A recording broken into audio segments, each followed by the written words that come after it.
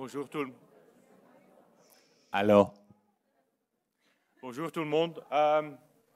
Apparemment, ils m'ont fermé le cabinet avec le micro. Donc, on fera comme ça. J'étais dans l'autre local, il n'y était personne, donc il y avait quelque chose qui clochait. Aujourd'hui, on va faire le dernier cours pour ça. On va parler un peu de séries bivariées, mais d'une manière très introductoire.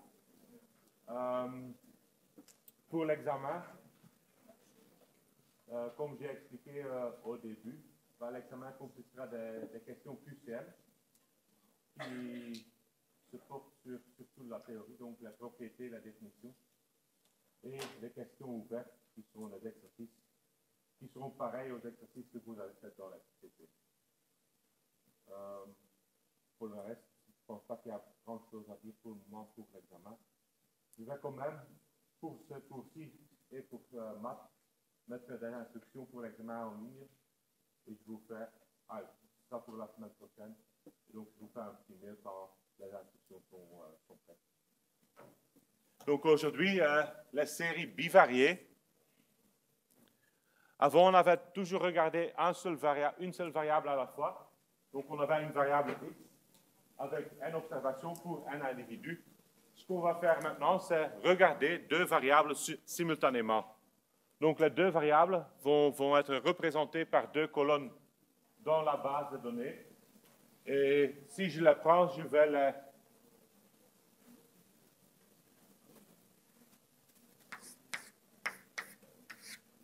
Ça va? Ou ça... J'ai besoin de lumière?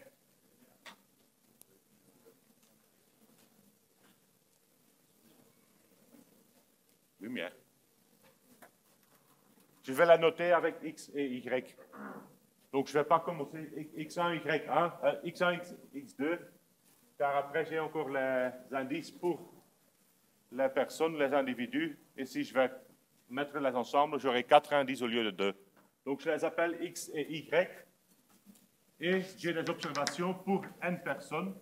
Donc, des observations pour la première variable et pour la deuxième. Logiquement, on va regarder les séries bivariées, on va regarder essayer d'étudier deux variables ensemble si on pense qu'il y a un lien entre les deux. Donc on va essayer de retrouver ce lien, caractériser ce lien. Et donc de cette manière-là, je peux définir une série bivariée comme n couple de points xi, yi. Donc naturellement, le même indice là, ça se rapporte sur le même individu. Donc on ne va pas mélanger les individus, ça n'aide à rien. Et donc j'ai des couples x1, y1 jusqu'à xn, yn qui vont constituer la série bivariée. X et y, je peux prendre n'importe quelle option pour les variables. Donc les deux peuvent être des variables quantitatives. Par exemple, je veux comparer le poids et la taille d'une personne. Il va être un lien entre les deux. Les deux pourraient être qualitatifs. Si je retourne sur les étudiants, on avait le sexe de l'étudiant, donc fille, garçon, et je pourrais regarder s'il y a un lien entre le sexe et l'appréciation du cours. Donc, est-ce qu'en général, les filles sont plutôt mécontentes ou contentes ou n'importe. Et je peux la mixer. Et ça, on a déjà fait un peu, sans l'expliciter. Mais je pourrais, par exemple, regarder la taille, qui est une variable quantitative, par rapport au sexe, qui est une variable qualitative. Donc ça, on a fait déjà un peu quand on créait la boîte à moustache pour filles et garçons séparément. Donc à ce moment-là, on a déjà, d'une manière, comparé les deux variables.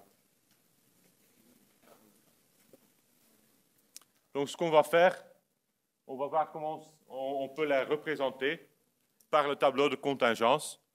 Je vais parler un tout petit peu, un seul slide, sur les représentations graphiques. Pas un plus quelques. On va les résumer. Donc on a fait des valeurs ou calculer des valeurs résumées pour la série univariée, pour leur tendance centrale et la forme et la dispersion. Bah, ici, on va faire la main haut. Bah, on va aussi résumer le lien entre les deux. Donc, on va calculer des valeurs qui vont indiquer s'il y a un lien, dans ce cas, un lien linéaire ou pas. Et il y a tout au fin un petit mot sur la régression linéaire. Donc, d'abord, tableau de contingence.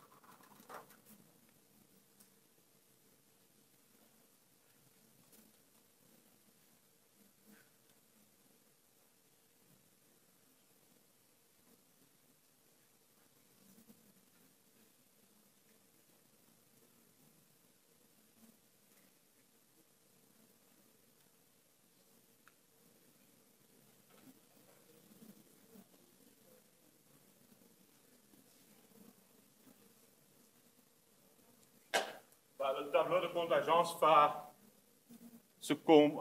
être une extension du tableau statistique un peu. Donc, le tableau statistique, on regardait les variables, on regardait les valeurs distinctes, et après on comptait le nombre les effectifs, on comptait les effectifs par valeur distincte. Ce qu'on va faire maintenant, c'est la même chose. On va prendre x, et on va regarder les valeurs distinctes de x, qu'on va appeler x1 jusqu'à xg. Je vais regarder toutes les valeurs distinctes d'y, y1 jusqu'à yk, oui, k. Et après, je vais compter combien d'observations j'ai pour chaque combinaison. Donc, ça me donne des couples.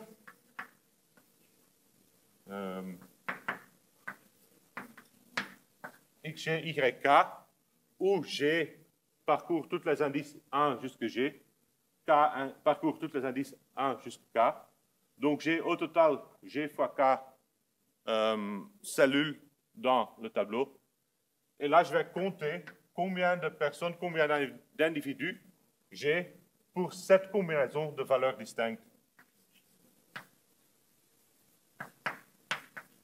Et je vais indiquer cet effectif avec la lettre N. N, 2 indices. Premier indice pour la première variable, deuxième indice pour la deuxième variable. Et de cette manière-là,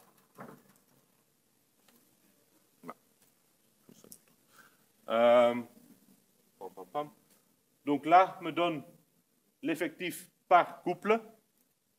Logiquement, si je regarde tous les couples possibles, je prends la somme des effectifs, bah, la somme sera égale à n, donc l'effectif total.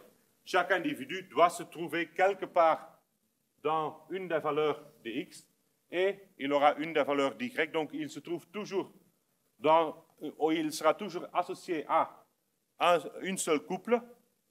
Et donc, si je fais la somme des effectifs des couples, ça me donne l'effectif total, donc la taille de la base à données. Et après, je le mets dans un tableau, comme ça. Donc, je mets une des variables en ligne. Souvent, c'est la première variable, mais ce n'est pas trop grave. Donc, en ligne, et l'autre, je mets en colonne. Et j'ajoute les effectifs que j'ai calculés.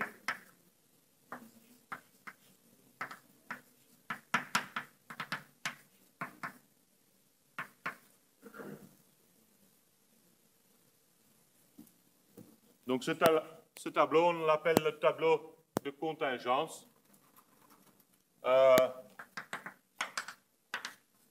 Donc il me donne l'information sur les effectifs des couples de la série bivariée.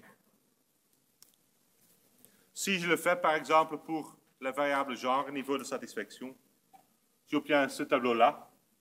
Donc on va créer le tableau. Première étape, après on va regarder, analyser le tableau. Ce qu'on voit ici, c'est par exemple, il y a très peu d'étudiants qui étaient très satisfaits. C'était une fille et 4 garçons, donc 5 sur 107. On voit aussi que, par exemple, il y a 12 filles qui sont très déçues, 14 filles qui sont plutôt déçues. Et ce qu'on pourra aussi voir, par exemple, que la plupart des masses, si je regarde le niveau de satisfaction, la plupart des masses se trouvent dans plutôt dissatisfait. Donc, on va créer le tableau. Après, on va essayer de voir si on trouve des liens entre les deux variables où il y a des choses qui sont plutôt remarquables. Facile ou... oui, facile à lire un tableau comme ça, un tableau de contingence pour deux variables qualitatives. Très peu d'options pour les valeurs distinctes. Si je fais ça pour deux variables qualitatives, j'ai ici le poids et la taille. C'est une partie du tableau. Donc, vous voyez que ce sont les poids 46 jusqu'à 65. Si je me souviens bien, il y était des poids jusqu'à 115 et des tailles 156 jusqu'à 190. Donc, il y a encore 5 lignes qui ne sont pas représentées. Ce que vous voyez ici, non, c'est le tableau, mais il est très difficile de le regarder comme ça, essayer d'interpréter ou essayer de trouver un lien entre les deux variables. Il y a, la plupart des valeurs est 0, donc il y a beaucoup de couples qui ne sont pas observés. Et pour les autres, l'effectif est 1, parfois 2, et je pense que 2 est le maximum dans ce tableau. Donc, pour des variables quantitatives, créer un tableau de contingence de cette manière-là, on pourrait le faire, mais ça n'a pas beaucoup de sens. Donc, on ne verra jamais, normalement, on ne verra jamais qu'il y a un lien, sauf si le lien est vraiment très clair. Donc, ce qu'on va faire, c'est exactement la même chose qu'avant. On va créer des classes. On va séparer chaque des variables en classes et on va regarder par classe ou par combinaison de classes l'effectif. Donc ici, ce qu'on a fait, c'est créer 4 classes pour la taille, 4 classes d'amplitude 10 et 6 classes pour le poids, où j'ai pris aussi des classes d'amplitude 10, sauf pour la dernière classe qui a une amplitude 30 pour inclure le poids 115, qui était tout seul, tout séparé. Et si on regarde ces combinaisons-là, on pourrait voir, ou on pourrait compter, ou regarder chaque individu, regarder dans quelle combinaison de classes il tombe, et on va ajouter les effectifs par couple de classes. Après, de nouveau, on doit interpréter ce tableau. Donc, ce qu'on voit,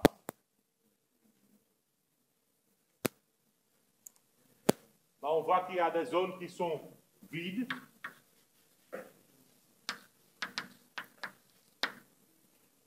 Donc, j'ai des zéros quand même en bas à gauche et en haut à droite.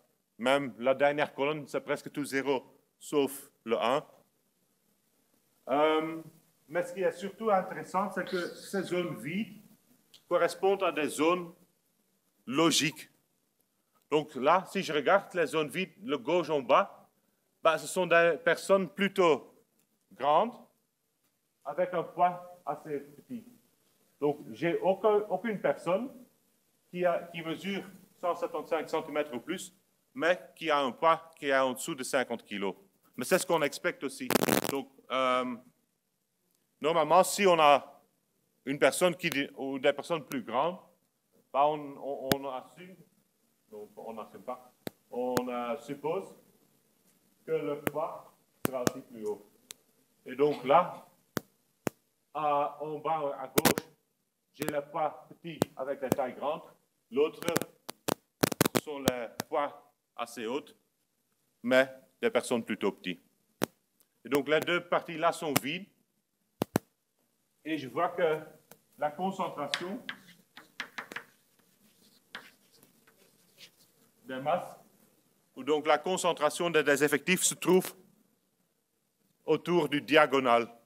Donc le diagonal qui me dit ce qu'on aussi expecte, que si j'ai la taille qui augmente, en moyenne, le poids va augmenter aussi. Donc il y a dans ce cas un lien qu'on pourrait observer entre le poids et la taille. des personnes plus grandes seront en moyenne aussi plus lourds.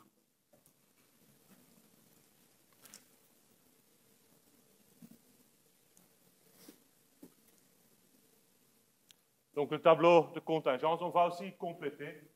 Souvent on ajoute, souvent presque toujours, on va ajouter une ligne et une colonne. Et on va ajouter ce qu'on appelle la distribution marginale. Ce sont les distributions qui correspondent aux variables individuellement.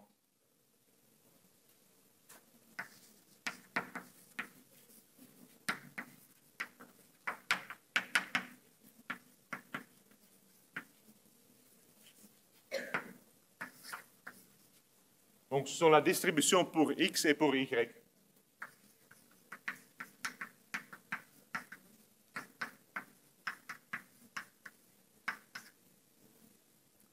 Comme ça, on pourrait... on a les infos tous les deux pour les couples, donc la distribution bivariée ou conjoint et la distribution pour les variables, même la distribution marginale. Donc, on a déjà regardé cette distribution dans les autres chapitres. Pour les filles, on sait qu'il y a 41 filles dans la classe, il y a 66 garçons, donc je peux ajouter 41, 66. Ce sera la dernière colonne, vu que j'ai genre qui se met en ligne. Donc, si j'ajoute le nombre de filles, je vais l'ajouter aux mêmes lignes de F, filles. Si j'ajoute le nombre de garçons, je vais le mettre sur la ligne des garçons. Et je pourrais ajouter aussi la distribution pour la variable satisfaction. Il y était 21 personnes qui étaient très déçues, 36 personnes plutôt déçues, 16 sans avis, 29 plutôt satisfaits et 5 qui sont très satisfaits. Est-ce qu'on a besoin de les connaître? Non, on sait directement les calculer du tableau. Donc, ce que vous pouvez observer, là, si je prends la somme des deux, donc très déçus, il y a 12 filles qui sont très déçues, 9 garçons qui sont très déçus, au total, il y auront 21 étudiants qui sont très déçus. Même chose, il y a des filles très déçues, plutôt déçues, satisfaites, etc. Si je ajoute toutes ces valeurs-là, je dois retrouver le nombre total de la fille. Donc, on n'a pas besoin de retrouver les distributions qu'on a fait au chapitre 3. Je sais simplement les retrouver ici en faisant la somme par ligne ou la somme par colonne. Même chose ici. Je pourrais le faire pour la classe. Je vais regarder la distribution marginale par classe.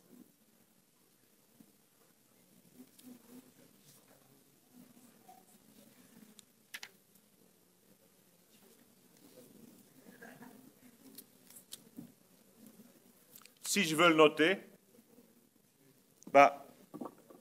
avant, pour X, j'avais les effectifs N1, N2, jusqu'à NG. Pour Y, j'avais N1, N2, jusqu'à NK. Si maintenant, dans le cas bivarié, je vous dis que N2 est égal à 3, ça ne va pas vous aider trop, car vous ne saurez pas lequel des deux je veux dire. Donc, on va modifier cette notation un peu pour que ce soit clair lesquelles des variables dans laquelle des variables on parle. Et donc, je vais ajouter les effectifs. Pour X1, ce sera N1 et je mets un point sur le deuxième indice.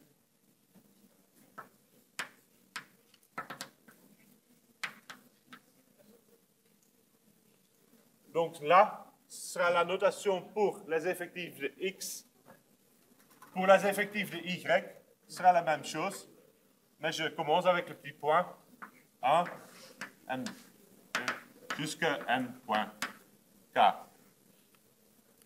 Qu'est-ce que ça signifie? Ben, ça signifie que ici, n2 points, là, je mets le point sur l'indice inutile.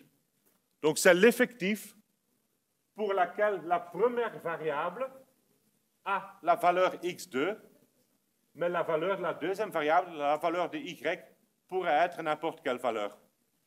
Même chose là, au n.k, là, je sais que y, la valeur d'y, la variable y, c'est yk, mais x pourrait prendre n'importe quelle valeur. Donc, finalement, ce que ça fait, si je veux calculer l'effectif pour x égale à x1, y n'importe quelle valeur, ben, je sais que ce sont les effectifs qui se trouvent dans la première ligne. Donc là, j'ai x1, y1, x1, y2 jusqu'à x1, yk. Je peux faire cette somme-là pour obtenir l'effectif x1, x égale à x1. De même manière, si je fais la somme par colonne,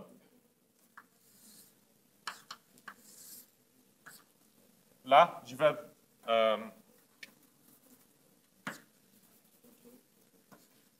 ce sera la valeur yk, donc ce sera l'effectif n'importe quelle valeur de x et valeur xg pour y, valeur yg pour y. Donc je sais facilement retrouver les effectifs ou la distribution marginale simplement en prenant la somme par colonne et la somme par ligne.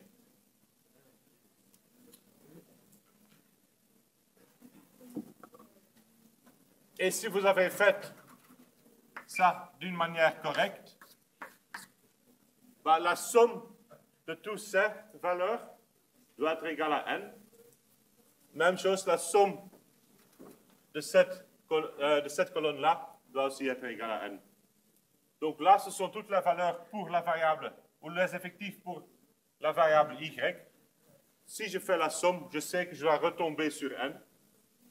De même manière, si je regarde tous les effectifs pour la variable x, je fais la somme, je dois retomber sur n même.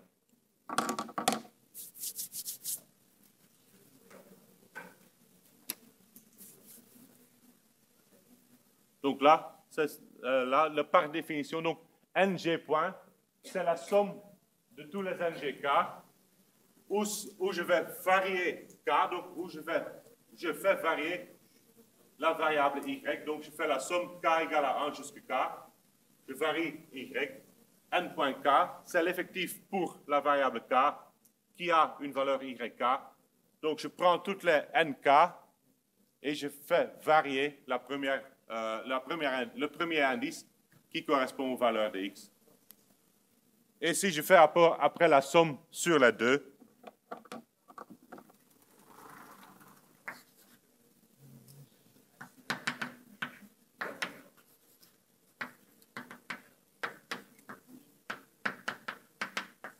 donc si je fais la somme totale, je retrouve n, car là, j'ai regardé toutes les personnes ou tous les individus possibles, car j'ai fait varier sur x et sur y.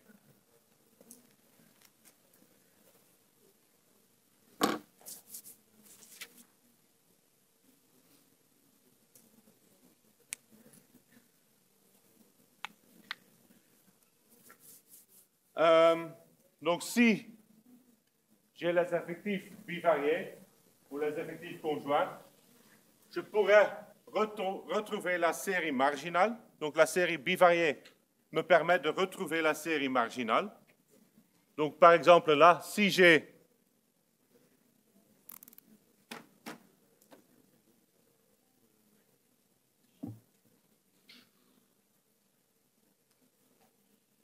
je ne sais plus où j'ai mis tout.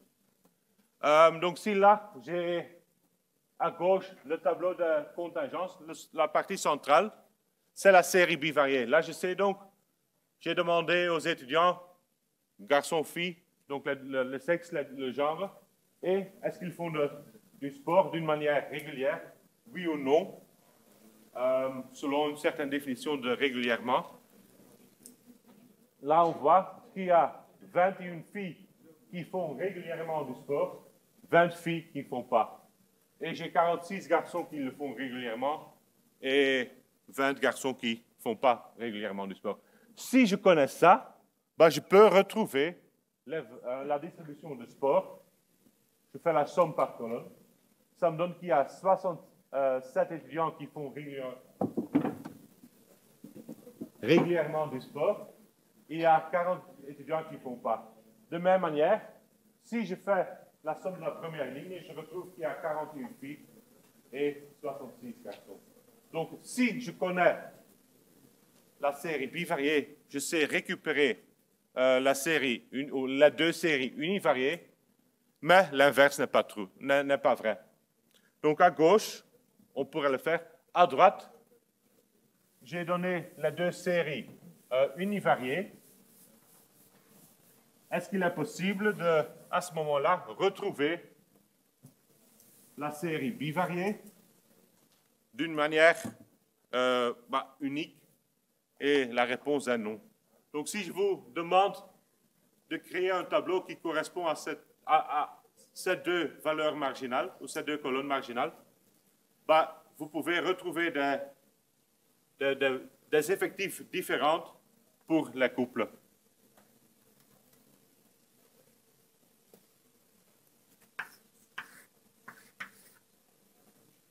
Donc, si par exemple, je prends 37 là, ça me donne 30.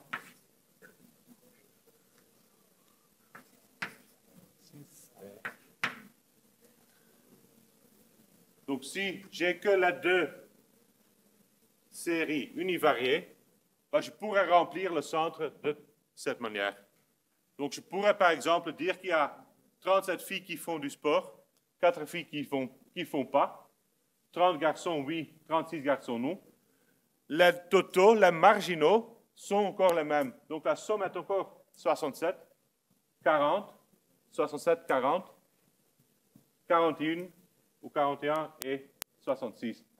Donc, j'ai gardé les mêmes valeurs pour les séries univariées, mais j'ai complètement une autre série bivariée qui me donne de l'information qui est très différente.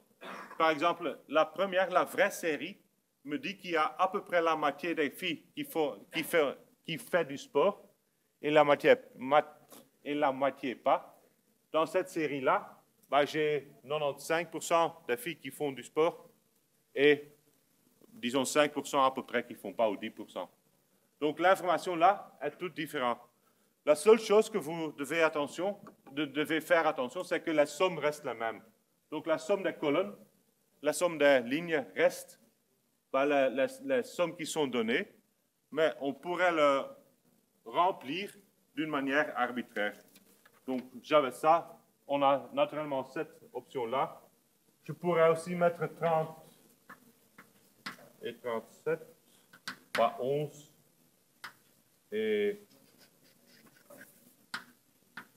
29, etc. Donc, il y a, ce n'est pas un nombre infini de possibilités, mais il y a quand même un grand nombre de possibilités. Et là, j'ai que 2 classes pour chaque variable. De plus de classes que j'ai, de plus d'options j'aurai de les repartir sur la classe.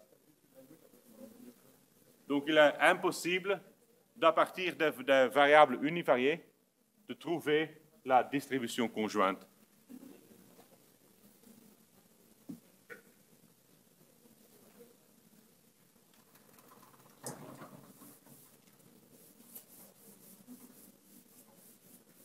Dans le tableau statistique, ce qu'on a fait aussi, c'est ajouter les fréquences. Donc, on avait fait le tableau statistique. Il y était une colonne pour les effectifs, une colonne pour les fréquences. On peut faire la même chose ici. Donc, on peut recréer ce tableau-là avec les fréquences. Simplement, si je divise N1 par N, j'aurai la fréquence pour le premier couple. Donc, pour le couple X égale à X1, Y égale à Y1. NGK divisé par N me donne la fréquence FGK pour le couple X égale à XG, Y égale à YK. La remarque là, c'est qu'on normalement pas met les deux dans le même tableau. Donc on pourrait le faire. Donc on pourrait créer un tableau qui contient toutes ces valeurs-là. Et si on le fait souvent d'une manière pareille. Donc on met l'effectif et entre parenthèses la fréquence.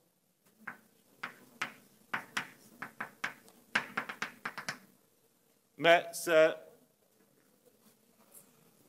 souvent trop d'informations dans un seul tableau et ça souvent fait l'interprétation plus difficile.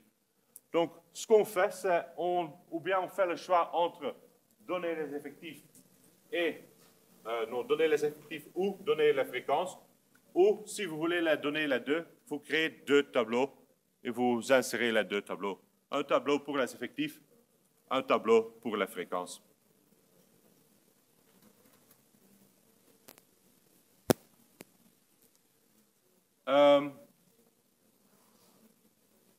Le tableau de fréquence, parfois, est plus facile pour comparer, car j'ai directement la proportion. Donc là, j'ai la proportion, le pourcentage par combinaison. Parfois, c'est plus facile que les valeurs absolues, donc que les effectifs. Mais finalement, l'information revient à la même chose. Donc là, pour satisfaction genre, je vois par exemple qu'il y a, qu'est-ce qu'on avait dit là, pour très satisfait, ben, il n'y a que 5% qui est inclus dans cette catégorie-là. Il y a 1% du total qui est une fille qui est très satisfaite. On voit aussi ici que plutôt dissatisfait correspond effectivement à la classe la plus large, donc de satisfaction, avec 34%. 21% des étudiants sont des garçons qui sont plutôt dissatisfaits, etc. Donc, l'interprétation de ce tableau-là est exactement le même que le tableau de contingence des effectifs.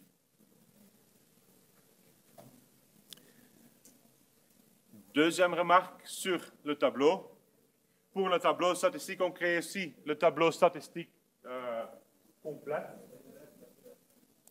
En ajoutant la fréquence cumulée, les effectifs cumulés.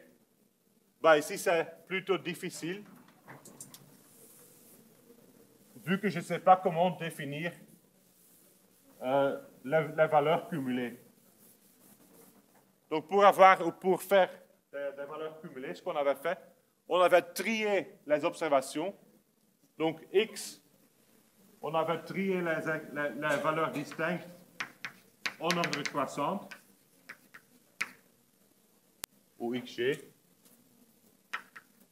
Et là, je pourrais faire la somme. Donc, j'avais N1, N2, NG. Et ça faisait du sens de regarder la somme, car N1 plus N2, c'était toutes les valeurs qui étaient plus petites que X2. NG, c'était toutes les observations, ou le nombre d'observations qui sont plus petits que XG. Maintenant, j'ai des couples. Donc, j'ai des couples, comme ça. Ben, je n'ai pas vraiment une idée, ou je n'ai pas vraiment la possibilité de comparer deux couples pour dire que l'un est plus grand que l'autre. Donc, si j'ai un point ici, X1, Y1, j'ai un autre point là, X2, Y2. Là, je pourrais dire que bah, ce point 2, il est plus grand que la première, vu que X2 est plus grand que X1, Y2 est plus grand que Y1. Mais si maintenant prenons là. J'ai un point là.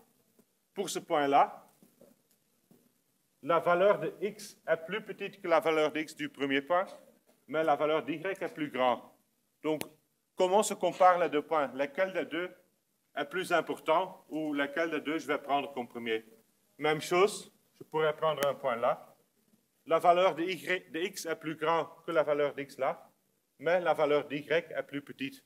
Donc, pour des couples, pour des observations bivariées, c'est très difficile de définir une manière univoque pour calculer la fréquence cumulée ou les effectifs cumulés. Donc, si j'ai ces points-là, quel point je vais prendre pour commencer et après je vais vers quel autre point et comment je vais continuer.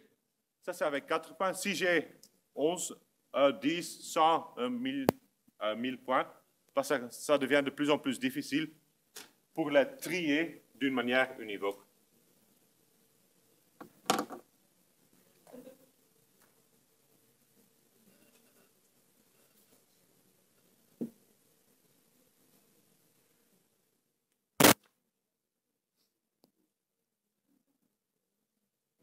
Je peux naturellement aussi tout représenter graphiquement.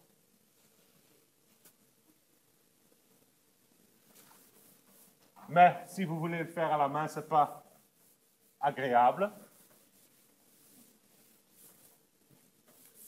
Donc, ce qu'on avait fait avant, dans le cas univarié, selon le type de variable, on avait créé des diagrammes en bâton, des diagrammes en barre ou des histogrammes. On peut faire la même chose ici.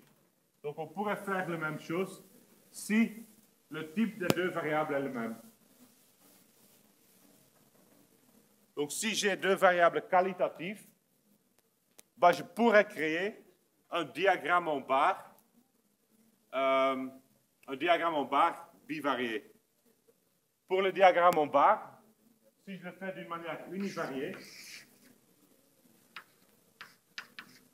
je regarde les options pour la variable, donc la catégorie ABC, et je mettais un bar au-dessus, un bar dont l'auteur était proportionnel ou égal à l'effectif ou la fréquence, et la base de cette barre-là, la base de la barre, c'était le même pour toutes les classes, mais n'avait pas d'interprétation. Je peux faire la même chose ici. Donc là, pour représenter une variable, j'avais besoin d'un graphique en 2 dimensions. Maintenant, j'ai 2 variables, donc le graphique sera en 3 dimensions. C'est le graphique à gauche. Donc là, j'ai la variable satisfaction sur l'axe X. J'ai la variable genre sur l'axe Y. Donc là, c'était...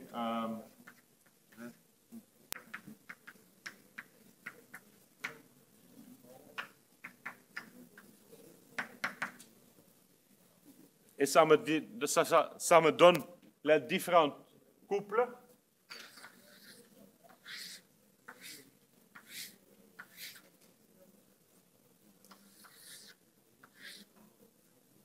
Donc j'ai un parallélogramme par couple. Donc là, j'ai les filles qui sont très dessus, les filles qui sont plutôt dessus sont là, etc.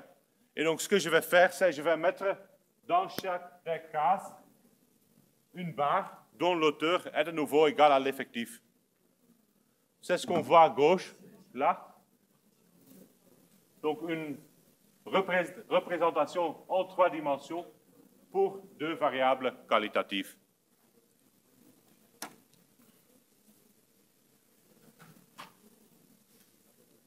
À droite, j'ai fait la même chose pour la taille et le poids, après avoir divisé en classes. Donc, les 2 classes,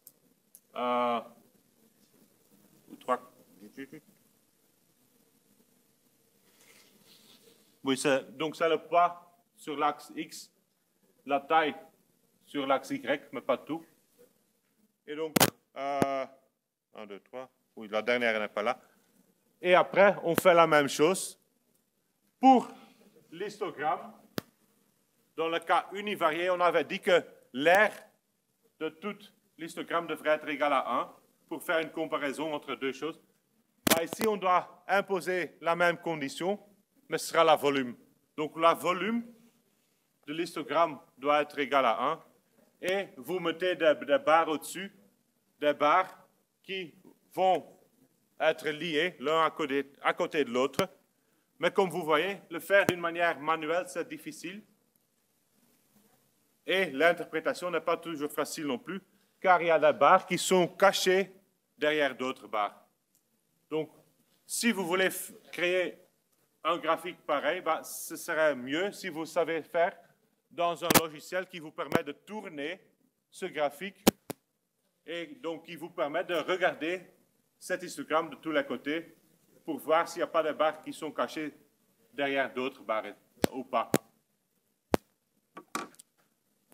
Donc, représentation graphique, on va faire où vous n'allez pas faire en 3D comme ça. Donc, dans le TP, vous n'allez pas faire ça à la main. Vous verrez plus tard, normalement, au moment où vous avez un cours plus avancé. Et certainement pour les biologistes, ils le vont chez moi au 3e bac.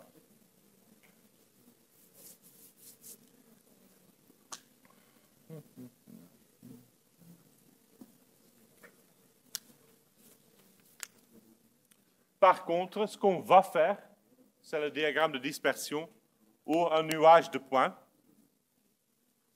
Donc, si j'ai deux variables quantitatives, donc deux variables continues ou discrètes,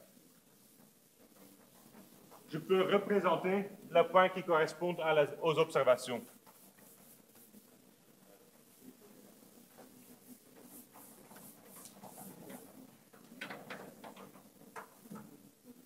Donc la création est très très facile. Je fais le choix pour les axes. Donc je mets X sur l'axe horizontal, l'axe des abscisses, Y sur l'autre. Et après, j'ajoute un point pour chaque combinaison. Donc pour chaque individu, ben, je mets un point qui correspond à la valeur X1 et Y1 pour le premier individu, X2, Y2 pour le deuxième, etc. Donc, je vais simplement mettre tous les couples dans le plan.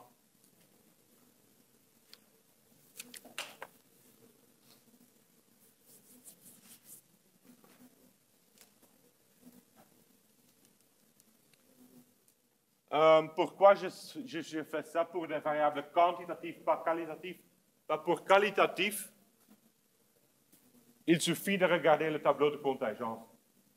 Vous pouvez facilement lire ce tableau de contingence. Si je le mets dans un diagramme pareil, dans le cas Cali, j'ai, pour commencer, des valeurs observées ne sont pas des valeurs numériques. Donc c'est déjà difficile de les mettre sur les axes d'une manière logique, disons. Donc homme-femme, je ne sais pas comment les mettre. Donc je dois faire un choix. Mais en plus, j'aurai que ça sur le diagramme. Donc ça ne me dit rien. Donc c'est beaucoup plus intéressant de regarder le tableau de contingence pour des variables qualitatives que de regarder ce diagramme de dispersion, ce nuage de points. Par contre, le tableau de contingence pour des variables continues ou des variables quantitatives en général est beaucoup moins intéressant. Et donc là, on va regarder le diagramme de dispersion. Donc on le fait, on le crée, et après on doit aussi l'interpréter.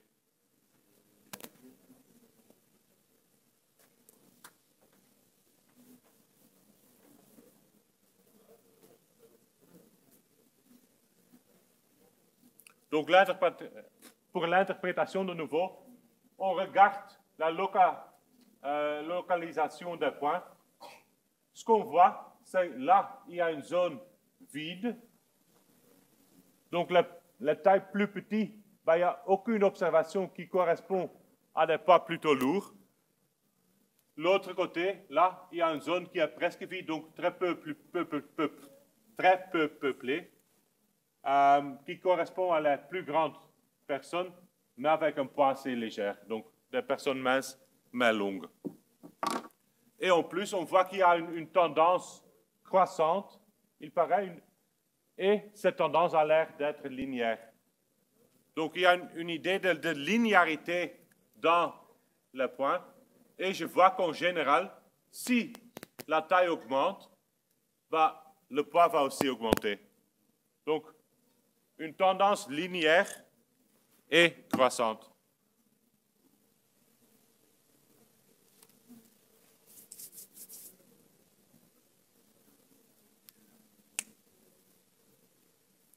Quelques petites remarques. Donc, le repère, on va le prendre orthogonal. Donc, on va prendre les deux axes perpendiculaires, car c'est beaucoup plus facile pour travailler. Mais il n'est pas orthonormé. Donc, les unités sur les deux axes ne sont pas les mêmes. Si je compare taille et poids, ce sera en centimètres et en kilos. Je ne sais pas créer un repère orthonormé. Donc, selon le choix que je fais, le choix des unités, le diagramme va varier. Donc, si j'exprime la taille en mètres au lieu de centimètres, ben, j'aurai une autre représentation graphique, mais l'interprétation reste la même. Deuxième remarque, il pourrait être qu'un ou deux des variables sont très dispersées. Donc, que j'ai des observations qui se trouvent là, après là, et après là. Donc, pour la variable x, la variable où les valeurs sont très dispersées, si j'ai des choses pareilles, je veux mettre tout dans un seul diagramme. Bah, pour l'avoir sur une feuille A4, bah, tous les points là seront très proches l'un de l'autre, qui va faire l'interprétation de nouveau plus difficile. Donc, ce qu'on pourrait faire, c'est transformer la variable. Transformer la variable x, par exemple, par une transformation logarithmique qui va remettre le point sur un autre repère. Mais à ce moment-là, les nouveaux points seront plus équilibrés, mieux distribués selon l'axe. Et donc, 1, 2 et 3. Troisième, si j'ai une variable ou deux variables discrètes, j'aurai aussi très peu de points. Donc, je pourrais ajouter d'informations supplémentaires.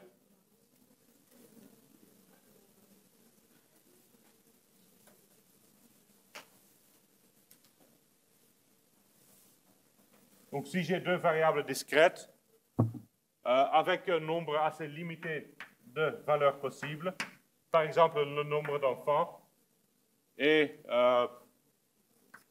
la satisfaction, je ne sais pas, ce n'est pas utile de la combiner, mais j'ai deux variables discrètes, ça veut dire que les points sont plutôt fixés sur une certaine grille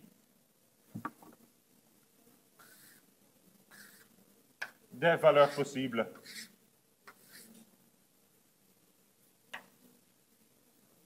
Et donc les points sont plus loin l'un de l'autre, ce qui me permet d'ajouter des informations supplémentaires. Et donc ce que je pourrais ajouter, c'était par exemple l'effectif de ce couple. L'effectif de ce couple pourrait être ajouté par un diagramme à fleur, un graphique à fleur, donc sunflower diagram en anglais, ou 10-10 proportionnel. Donc ce qu'on va faire à ce moment-là, c'est ajouter, représenter l'effectif par ce qu'on appelle une fleur. Ben, si ce point-là a un effectif de 7, je vais ajouter 7 pétales à ce point-là.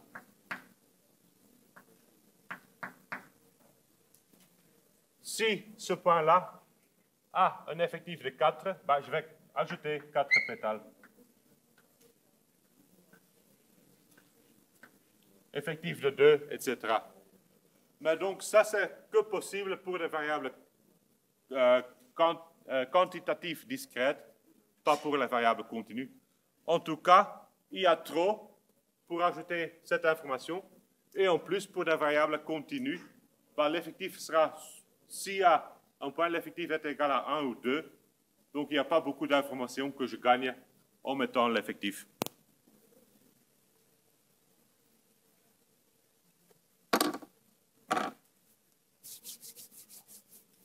Mais donc, pour des variables quantitatives, la première étape, de l'analyse, c'est toujours créer le nuage de points, créer le diagramme de dispersion et regarder ce qu'on peut voir là-dessus. Donc, première question, on doit se poser. Est-ce que les points sont dispersés ou plutôt concentrés? Donc, à gauche, on voit que les points sont fortement concentrés autour d'un certain centre. À droite, la dispersion est plus large. Donc, première question sur la concentration. Deuxième question, est-ce qu'on voit une structure? Est-ce que je peux observer une certaine structure dans les données? Pour les deux cas, là, j'observe une structure plutôt linéaire. À gauche, linéaire et croissante. Donc, si X augmente, en moyenne, Y va aussi augmenter. Donc, croissance linéaire, car ça ressemble à peu près à une droite, et croissante. Là, structure linéaire, mais décroissante. Si X augmente, donc je vais de gauche à droite, je vois que les valeurs d'Y vont diminuer.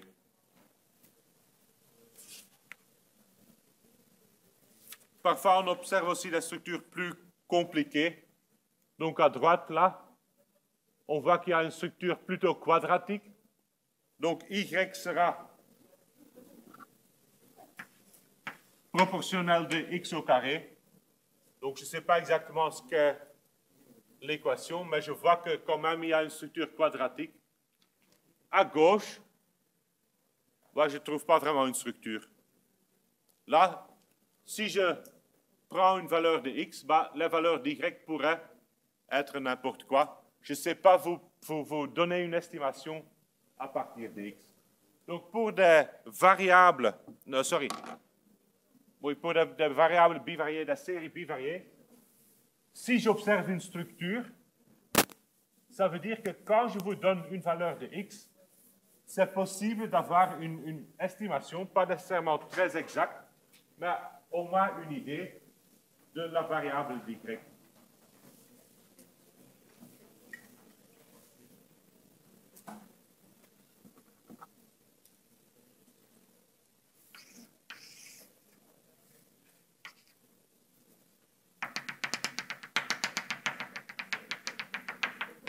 Donc, si j'ai ce graphique-là, je vous donne la valeur de X qui est égale à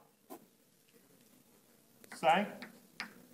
Là, je sais que mes Y vont se trouver quelque part dans cet intervalle. Donc, j'ai quand même une idée d'Y. Si je vous donne là, X égale à 0, Y est vraiment reparti partout. Je n'ai aucune idée de la valeur d'Y. Donc là, à gauche, il n'y a pas de structure. Les autres, j'ai une structure que je sais observer.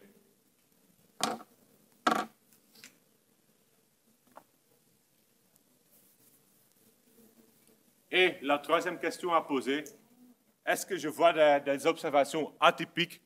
Est-ce qu'il y a des observations qui ne correspondent pas à la masse, à la plupart des autres observations?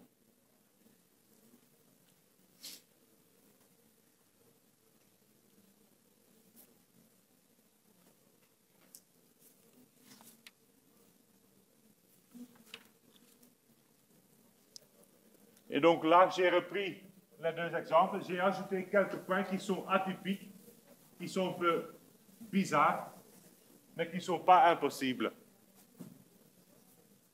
Donc à gauche, on a cette tendance linéaire croissante, là, et je remarque qu'il y a quelques points, quelques observations qui se trouvent là. En soi, c'est vraiment possible d'observer ces observations. Si je regarde les variables univariées, donc je regarde X, X va de 0 à 10. Ces points-là, la valeur de X correspond plutôt à 10, donc c'est à l'extrémité, mais c'est une valeur qui est possible.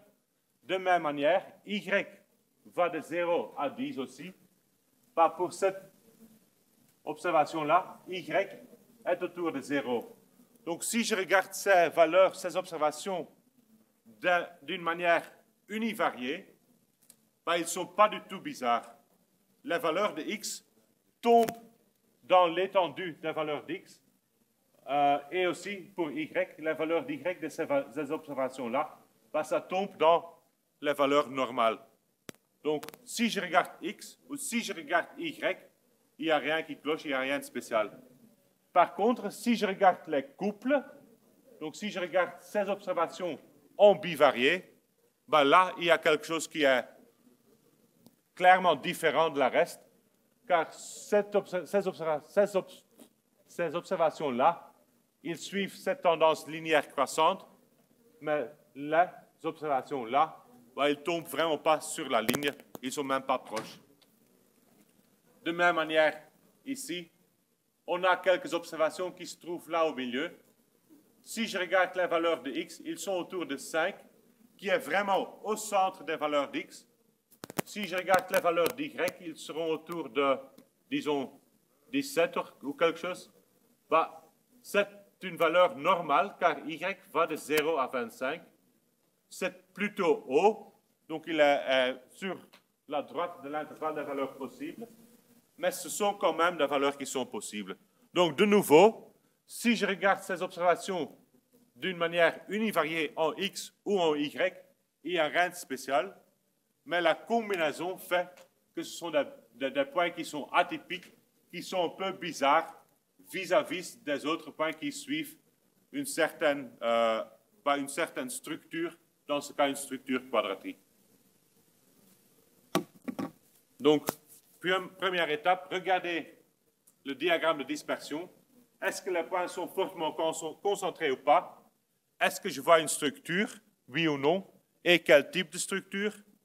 Et après, est-ce qu'il y a des observations qui paraissent atypiques? Deuxième étape, si j'ai retrouvé une structure linéaire, est-ce que je peux le caractériser, est-ce que je peux le résumer en valeurs numériques? Donc, est-ce que je pourrais définir un paramètre, une statistique, qui va me décrire cette relation linéaire? Et on peut faire, et on le fera à l'aide de la covariance et la corrélation.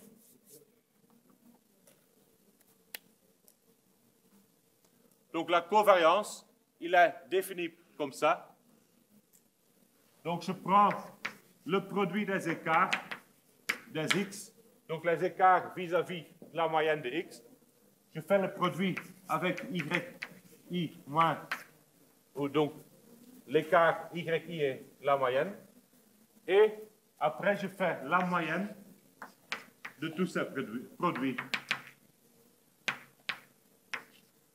Donc, la covariance, c'est la moyenne des produits des écarts des observations par rapport à leur moyenne.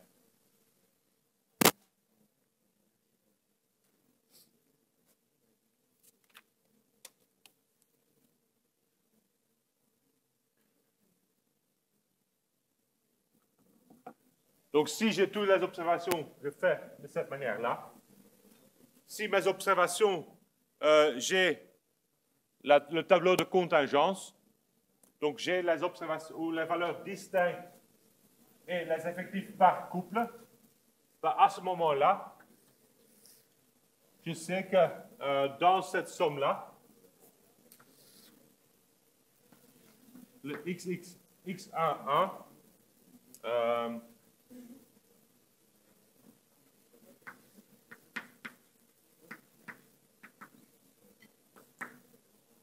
il va apparaître n11 fois. Donc, si maintenant la x représente... non, attends. C'est pas juste. Le couple x1, y1 va apparaître n11 fois, etc. Donc, le couple xg, yk, il va apparaître ngk fois dans cette somme-là. Donc, si j'ai ce couple n11 fois, j'ai aussi les écarts n11 fois ou le produit des écarts n11 fois. Et donc là, cette somme-là, sur tous les indices, il se traduit par une somme sur toutes les valeurs possibles.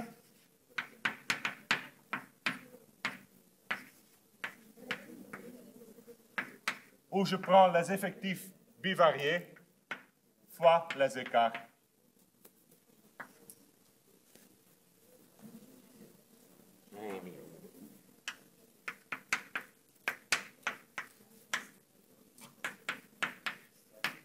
Donc, c'est identiquement la même chose qu'on a fait dans le cas univarié. Je vais regarder les effectifs par couple qui apparaissent un nombre de fois dans cette somme-là et je fais la somme sur toutes les valeurs distinctes. Et si je ne connais pas les valeurs individuelles, donc j'ai perdu l'information individuelle, mais j'ai quand même les effectifs, ben je vais changer les valeurs, je vais les estimer par la centre.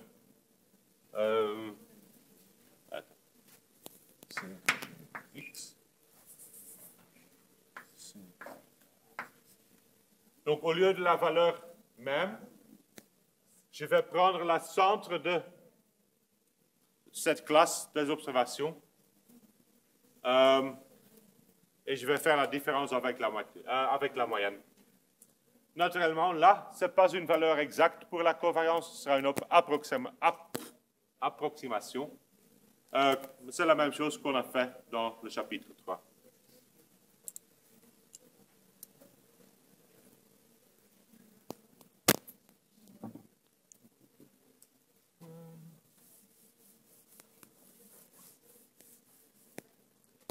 Si vous regardez en plus la formule, et vous vous souvenez la formule de la variance, ben, la variance, c'était cette formule-ci.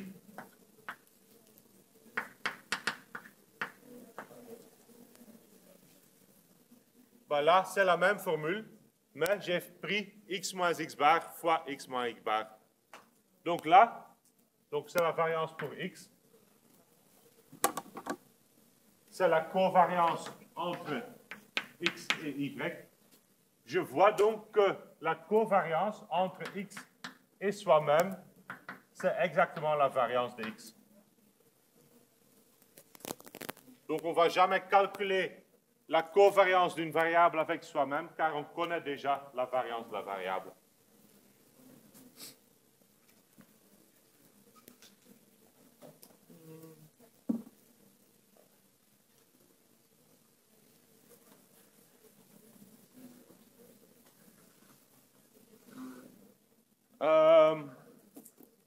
Pour la variance, on avait aussi une formule alternative, donc une formule plus facile à calculer.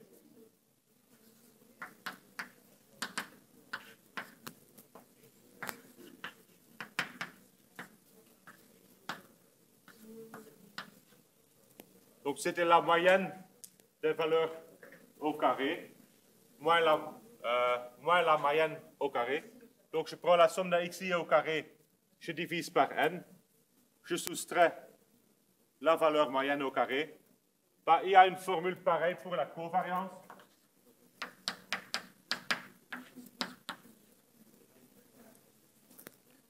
Donc là, j'ai les observations au carré. Donc ici, j'aurai le produit xi, yi pour toutes les valeurs possibles. Je soustrais la moyenne au carré. Ben là, naturellement, je vais prendre la moyenne de x fois la moyenne d'y. Et donc là, si x est égal à y, vous voyez que les deux formules coïncident de nouveau. Donc, formule alternative pour la covariance et une formule qui est souvent plus facile à calculer. Donc là, j'ai besoin des produits ou la somme des produits, j'ai besoin de la somme des x et la somme des y. Et donc là, si je fais pour les couples taille-poids, j'ai la somme des produits qui est 1 263 925. La somme des xi me donne 18 000 et un peu centimètres. Et pour le poids, la somme de tous les poids, c'est 7120 kg. Si je maintenant si je mets ça dans la formule, je prends le produit, je divise par n. Donc c'est la première partie, le produit divisé par n. Je prends la somme des xi, je divise par n, la moyenne de x, fois la somme des y divisé par n, la moyenne d'y. Et donc ça me donne une covariance de 68,6, une valeur qui s'exprime en centimètres fois kilo. Donc là, j'ai toujours la taille fois la poids, donc j'ai quelque chose en centimètres fois une autre valeur en kilos. Et donc la covariance sera dépendante des unités que j'ai choisies.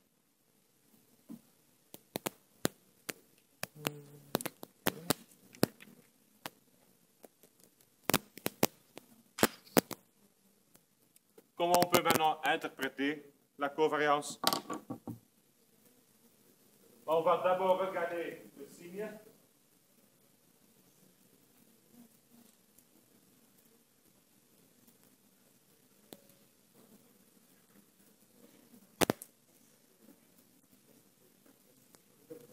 Et après la valeur.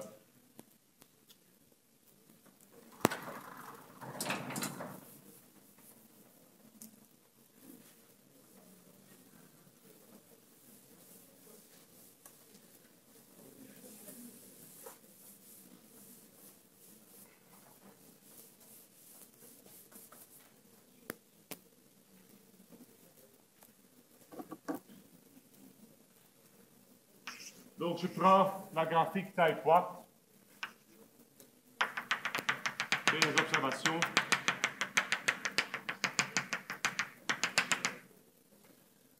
Si on reprend la formule, cette formule-là, ce qu'on voit, c'est que la moyenne joue un rôle important.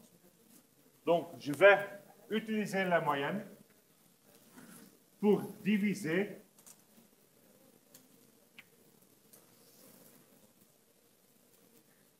les observations 4, donc x bar, y bar, et je vais regarder ce qui se passe dans chaque des quadrants. Donc si je prends par exemple un point là, ben, qu'est-ce qu'on voit? x1, la valeur en x est plus large que la moyenne de x, y1 est plus large que la moyenne d'y. Donc, ça veut dire que les écarts sont positifs.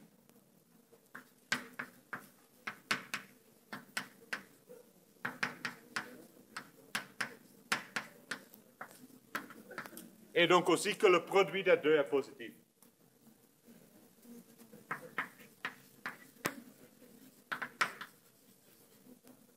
Et c'est la même chose pour tous les points qui se trouvent dans ce quadrant-là.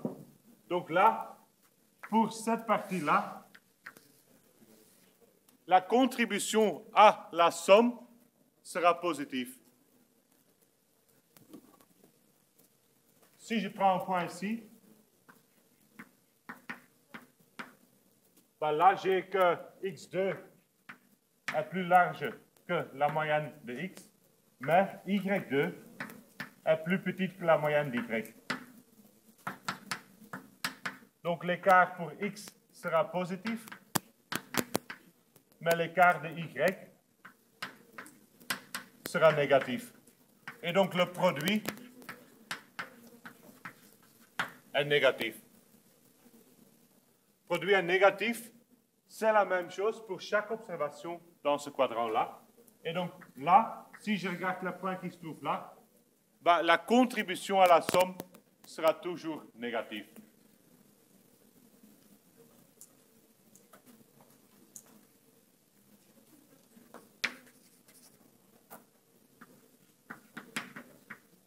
De même manière, là, les observations sont toujours plus petites que la moyenne de x et la moyenne de y.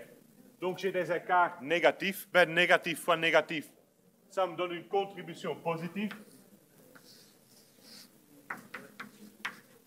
Et pour l'autre, là, la moyenne où la valeur d'y est plus grande que la moyenne d'y. Donc c'est positif. pour x, c'est négatif, et le produit est donc négatif.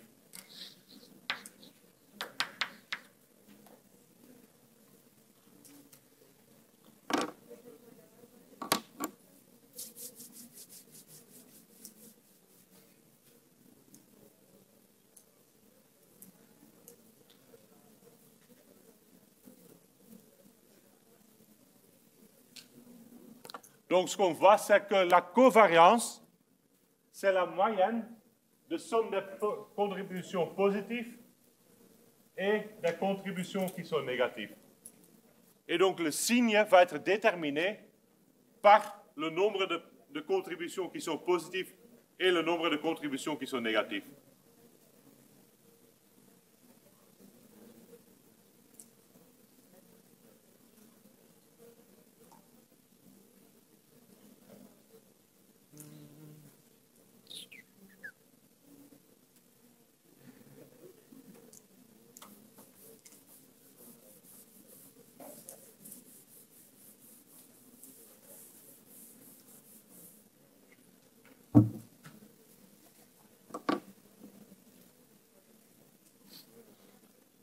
Donc, quelles sont les options que je pourrais avoir?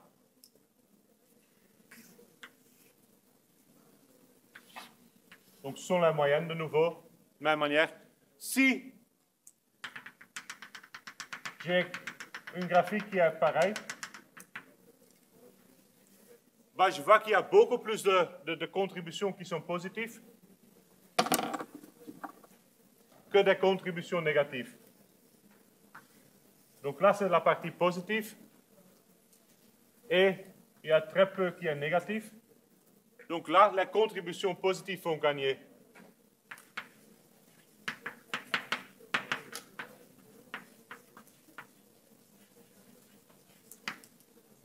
Contributions positives qui sont beaucoup plus larges que la somme des négatifs.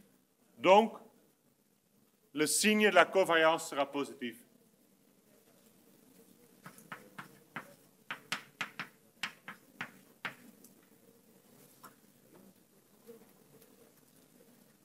Pour l'inverse,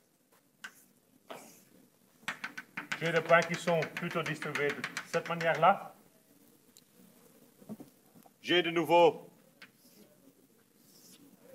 les moyennes, parce que je vois que là, la plupart des observations auront une contribution négative et il y a très peu d'observations qui ont une contribution positive. Donc là, il y a surtout des contributions négatives. Et donc là, le signe de la covariance sera négatif. Et troisième option,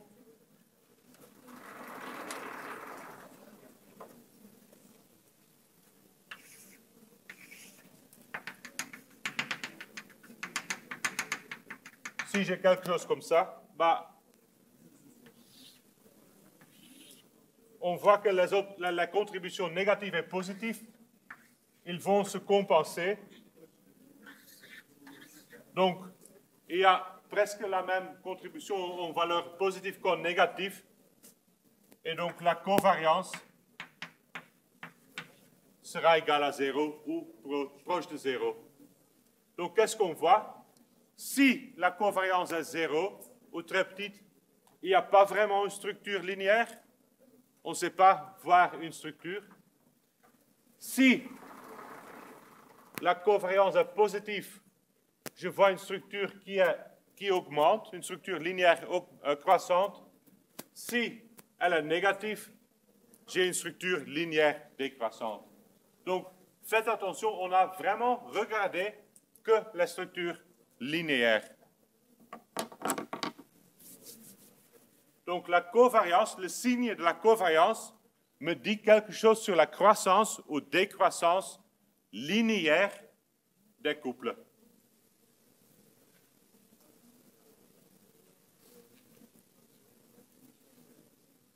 Par contre, Est-ce que la valeur même me dit quelque chose? Et malheureusement, la réponse est non.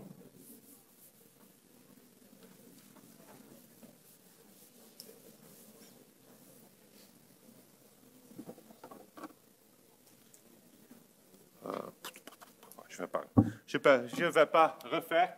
Donc, à gauche, je vois que j'ai une concentration assez forte des données autour d'une ligne moyenne. Donc, si je prends une ligne moyenne dans les observations, il sera là. La concentration autour de cette ligne est assez forte. Et donc, si je vous dis quelle est la valeur d'y qui correspond à une valeur x égale à 4, ben, vous allez regarder 4, vous montez, et vous aurez un petit intervalle de valeurs possibles d'y qui sera autour de 4 aussi. Donc, disons entre 3,5 et 4,5. À droite, je vois que j'ai encore cette structure croissante linéaire, mais la dispersion, la variabilité autour de la ligne moyenne est beaucoup plus large. Donc là, si je vous dis, bah, la valeur de x est 4, quelles sont les valeurs possibles? Ou donne-moi une estimation pour la valeur d'y. Bah, à ce moment-là, vous regardez et vous me dites que c'est entre 0 et 6 ou 7. Donc là, l'estimation n'est pas vraiment très forte ou très bien. Et donc là, je dirais que la relation linéaire est moins forte qu'à gauche. Donc, en soi, j'aimerais trouver que cette valeur-là, la covariance est plus grande. Non, cette valeur de la covariance soit plus grande que cette valeur-là, mais ce n'est pas le cas. Donc là, pour la première graphique, la covariance est 7,78. Pour la deuxième, c'est 8,03. Donc la covariance, je sais utiliser le signe pour voir que si c'est croissante ou décroissante. Je ne peux pas utiliser la valeur absolue pour caractériser l'intensité de la relation linéaire.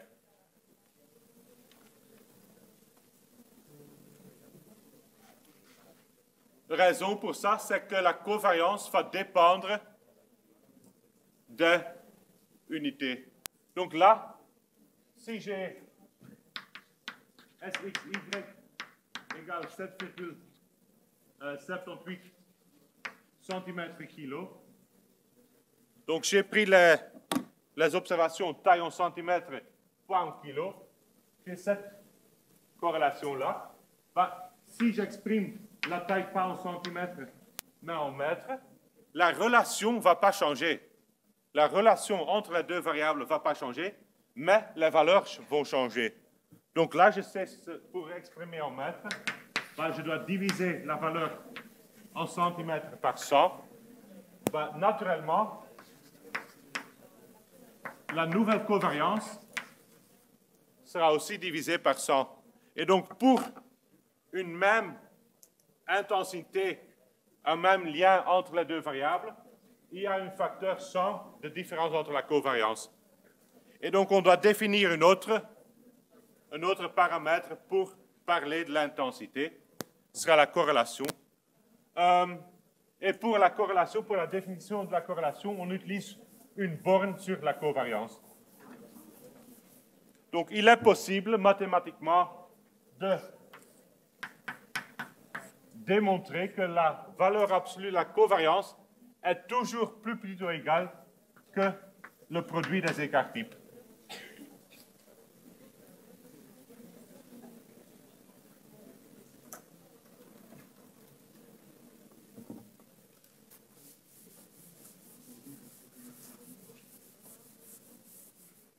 Donc, j'ai cette borne-là. Et l'égalité est seulement vraie que si tous les points se trouvent sur une ligne droite, donc si la relation linéaire est vraiment parfaite. Donc, si on regarde la première graphique, le graphique à gauche, on avait trouvé que la covariance était 7,78 et le produit des écarts types, c'est 7,92. Donc, c'est assez proche. Pour l'autre, on a 8,3 pour covariance et 9,66 pour le produit. Donc, on voit là que la proportion qui prend la covariance dans le produit est beaucoup plus large qu'à droite. Donc, si on va relativiser cette covariance par rapport au produit des écarts types, ben, on va trouver une proportion plus forte pour le graphique à gauche que celle à droite. Et donc, on va définir la corrélation de cette manière-là. Donc, on prend SXY, donc on prend la covariance et on divise par les écarts types. L'avantage est que le signe reste le même que le signe de la covariance, vu que les écarts types sont toujours positifs. Donc, si la corrélation est positive, j'ai une structure croissante. Si c'est négatif, j'ai une structure décroissante. Vu que j'ai cette relation-là, je sais que la corrélation se trouve toujours entre -1 et 1. Donc, j'ai égalité si le point se trouve sur une ligne, exactement sur une ligne, sur une droite. Ben là, j'ai donc -1 ou 1 si les observations sont vraiment alignées. Donc, si les observations sont alignées et croissantes, j'aurai une valeur de 1 pour la corrélation.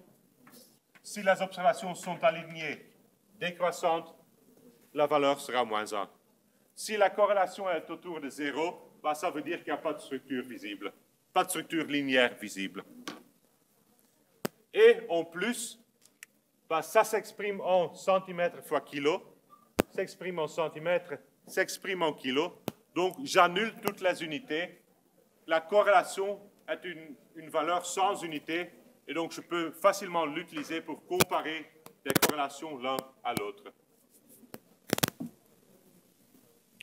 Et donc, on voit avec la corrélation que pour le figure à droite, j'ai 83. Pour le figure à gauche, j'ai une corrélation de 98%. Donc là, c'est presque égal à 1. Il y a une intensité forte du lien linéaire. Et là aussi, c'est assez large. Il y a une intensité assez haute. Quoi maintenant, si j'ai quelque chose comme ça? Donc, j'ai des observations taille poids. Je vois qu'il y a quand même une structure linéaire croissante. La corrélation me donne 66%. Ben, est-ce que c'est une corrélation haute ou pas? Ben, haute ou pas, c'est défini par rapport au domaine où vous allez regarder. Donc, si vous allez regarder des corrélations, ben, vérifiez la littérature pour voir que dans ce domaine spécifique, quand est-ce qu'on parle d'une corrélation qui est plus haute ou plutôt bas. Donc là, si, un exemple très vite, si j'ai il y a un physicien qui a découvert une nouvelle loi qui dit que les variables doivent se comporter d'une manière linéaire. Il prend une expérience et il trouve que la corrélation est 66%. Il va dire, mais ce n'est pas bon, car selon la théorie, ben, la relation doit être parfaitement linéaire, donc c'est assez bas par rapport au 1 que je trouve. Si d'autre côté, il y a quelqu'un qui travaille dans le monde financier, ben, il travaille avec des variables qui sont qui fluctuent beaucoup, même dans la même jour, donc qui sont très variables. Pour lui, 66%, c'est déjà énorme. Donc, dans le monde financier, ben, les corrélations seront presque jamais plus grandes que 50%. Donc, pour lui, 66% est large. Pour l'autre, 66%, c'est assez bas.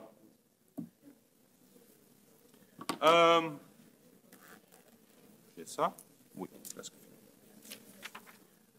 Corrélation et causalité. Donc, corrélation veut dire qu'il y a un lien linéaire entre les deux variables.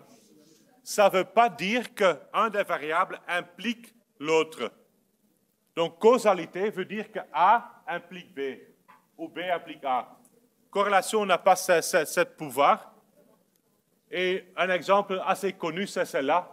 Donc, c'est la consommation de chocolat en kilos par an par tête et exprimée sur l'axe X et l'axe Y, c'est le nombre de prix de Nobel. Donc, vous voyez qu'il y a un lien croissant linéaire entre les deux. Et donc, il y était un article qui a été publié dans le New England Journal of Medicine, qui est assez renommé, qui disait que si les gens mangent plus de chocolat, alors ils ont plus de chances de gagner le prix Nobel. Donc, il a pris ce graphique-là avec une corrélation de 79%, et il l'a pris comme causation, et c'était quand même publié. Il y a des personnes qui ont fait la remarque, bah, c'est incorrect. Et après, bon, ils l'ont dû retirer quand même. C'est un exemple. Un autre exemple, facile, bah, il y a la pointure. Donc, si on regarde des enfants, la pointure des chaussures et niveau de lire, bah, il y a une forte corrélation entre les deux.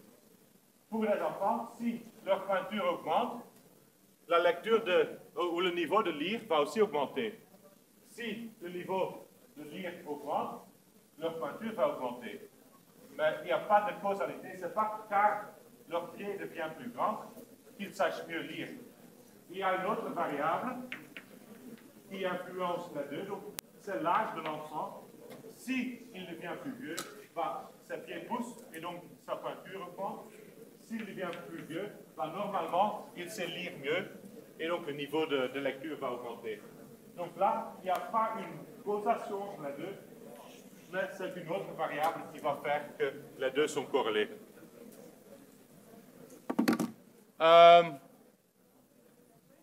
Lien linéaire, donc corrélation, c'est vraiment pour un lien linéaire. À gauche, on voit une corrélation qui est exactement 0. Par contre, il y a vraiment un lien entre les deux. Donc, on a créé ces observations en prenant un cercle parfait, donc cercle de rayon 2 centré autour de l'origine. Bah, là, vous voyez qu'il y a quand même une relation quadratique qui est x au carré plus y au carré, 1, 2, plus une petite erreur, mais la corrélation est 0. Donc, si la corrélation est... si il y a un lien, ça ne veut pas dire qu'on va trouver une corrélation si cette structure n'est pas linéaire. De l'autre côté, il y a une structure logarithmique. Donc là, y, c'est le logarithme de x. Bah, il y a dans ce cas une structure et on voit que la corrélation est quand même 82%.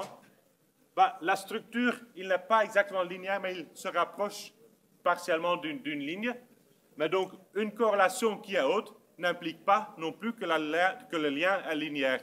Donc, vous devez toujours combiner le diagramme de dispersion avec la corrélation pour d'abord voir si c'est logique ou si vous voyez une structure linéaire. Et si oui, après, vous allez calculer la corrélation. Et donc, dernier point, il y a encore une chose qui s'appelle régression linéaire. On ne va pas en parler, mais ce que ça donne ou ce que ça fait, c'est qu'il va chercher, si j'ai le point, ben la régression linéaire va chercher l'équation de la droite moyenne dans les observations et vous allez le voir dans des autres cours. Donc ça termine le cours pour ce semestre-là. Si vous avez des questions, n'hésitez pas à les poser par le forum ou par mail. Et après, je vous revois en janvier.